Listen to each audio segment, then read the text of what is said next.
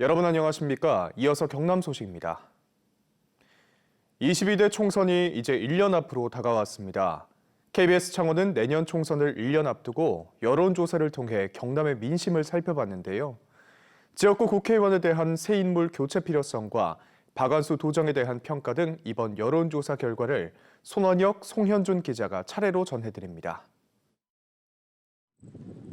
우선 경남 유권자들은 내년 총선을 어떻게 바라보는지 물었습니다. 응답자의 43.4%는 윤석열 정부 뒷받침을 위해 여당에 힘을 실어줘야 한다고 답했고, 윤석열 정부 견제를 위해 야당에 힘을 실어줘야 한다는 44.6%로 나타났습니다. 지역구 국회의원 의정 활동에 대한 평가로는 잘한다 44.2%, 잘 못한다 37.9%로 긍정평가가 6.3%포인트 더 높았습니다.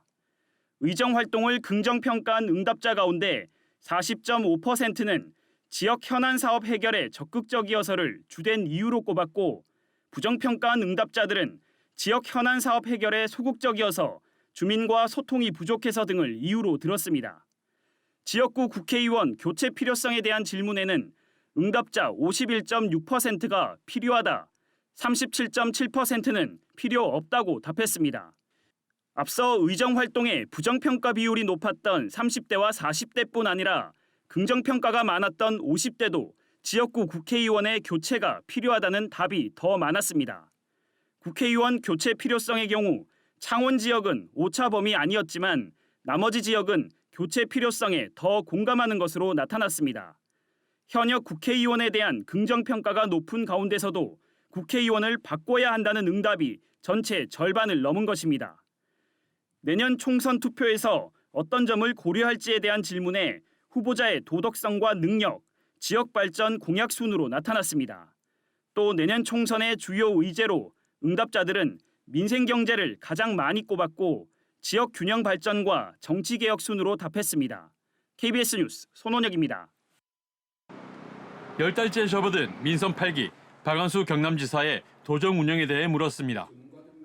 응답자 46.5%는 잘한다고 평가했고 잘못한다는 응답은 31%였습니다.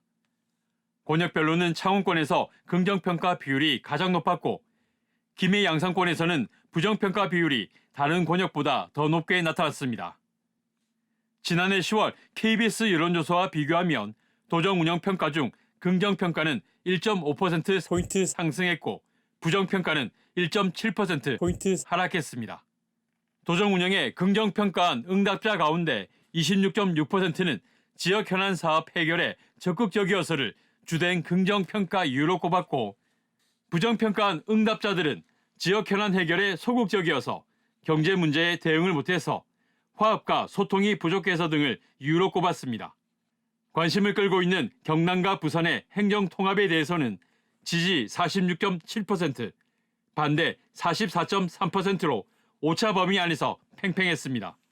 지역별로는 양산에서, 연령별로는 60대 이상에서 행정통합 지지가 많았습니다. 민선 8기 경남 도정의 최우선 과제로는 경제위기 극복 38.7%, 청년 일자리 등 지방 소멸 대응 37.4%로 답했습니다. 윤석열 대통령의 국정 운영에 대해서는 응답자의 52.4%가 잘못한다고 평가했고 잘한다는 응답은 40%였습니다.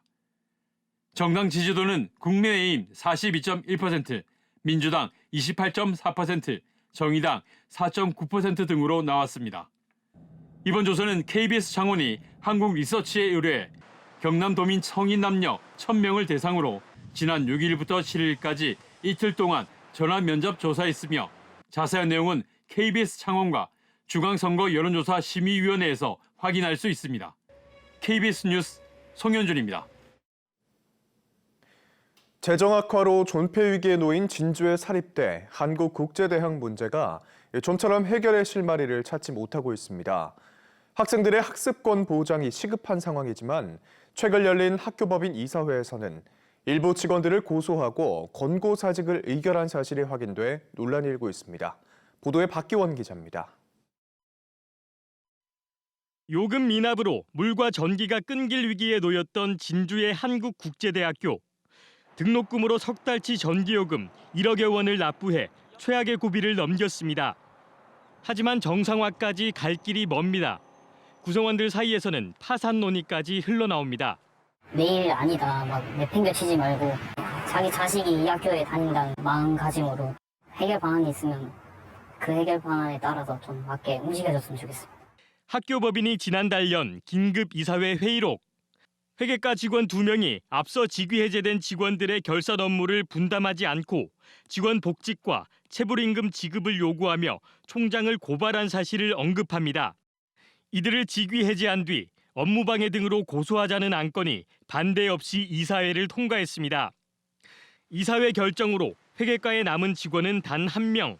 구성원들은 학교의 재정 상황을 감시할 수 없게 됐다며 반발합니다.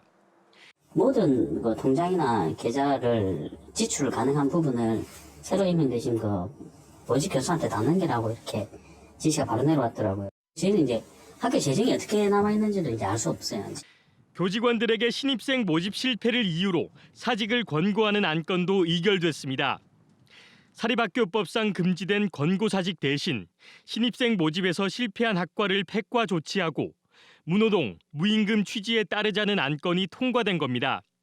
학교 측은 직원들이 고소 고발을 남발해 징계 조치가 불가피했고 임금 체불 문제는 진주 구도심의 학사 검루를 매각해 해결하겠다는 입장을 내놨습니다.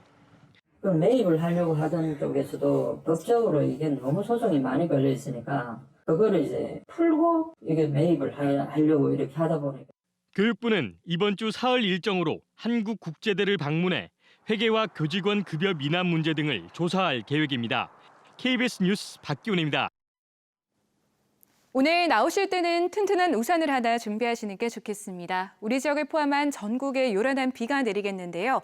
보시는 것처럼 비의 양이 많지 않고 또 짧은 시간 내리긴 하지만 곳에 따라서는 천둥 번개와 함께 강한 바람까지 불며 주의가 필요하겠습니다. 바람에 날아가거나 떨어질 수 있는 시설물이 있는지 다시 한번 점검해 주시는 게 좋겠습니다. 강수량이 적다 보니 건조특보는 유지될 가능성이 높겠고 또 바람으로 작은 불씨가 큰 불로 번지기 쉽겠습니다. 각종 화재 예방에 유의하시기 바랍니다. 현재 위성 영상 보시면 구름이 조금 지나고 있는데요. 차차 흐려지기 시작하겠고 또 지속적으로 발원하는 황사가 북서풍을 타고 남동진하면서 오후부터 우리나라에 영향을 줄 수 있겠습니다. 동부 지역의 아침 기온 어제보다 2에서 9도가량 높습니다. 김해와 양산, 통영과 거제가 15도를 나타내고 있고요.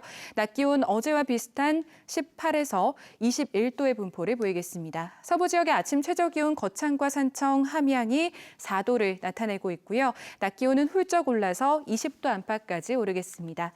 오후에는 해상으로도 비가 지나겠고 종일 물결도 높게 일겠습니다. 오늘 비가 그치고 나면 내일과 모레 아침 기온이 급격하게 떨어지면서 쌀쌀하겠고요. 이번 주 후반 들어서는 비도 한 차례 지나겠습니다. 기상정보였습니다. 어제 오후 8시 반쯤 사천시 용현면 한 단독주택에서 불이 나 1시간 만에 꺼졌습니다.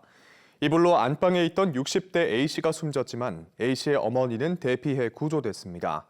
소방당국은 정확한 피해의 규모와 화재 원인을 조사하고 있습니다. KBS 청원방송 총국과 초록우선 어린이재단 경남본부, 경남교육청과 창원상공회의소가 어제 KBS 창원에서 경남 1%의 기적 희망을 열다 업무 협약을 맺었습니다. 이번 협약으로 각 기관은 다양한 나눔 프로젝트 등 도민들이 정기적으로 참여할 수 있는 경남 1%의 기적 희망을 열다를 진행하고 모금한 금액은 경남교육청이 취약계층 아동들을 위해 사용합니다. 1979년 부마 민주항쟁 당시 사제 총기 사건으로 체포됐던 정광준 씨가 어제 경남도청에서 기자회견을 열고 당시 유신 정권의 사제 총기 사건 발표는 사실과 다른 조작이라고 주장했습니다. 지금까지 경남 소식이었습니다.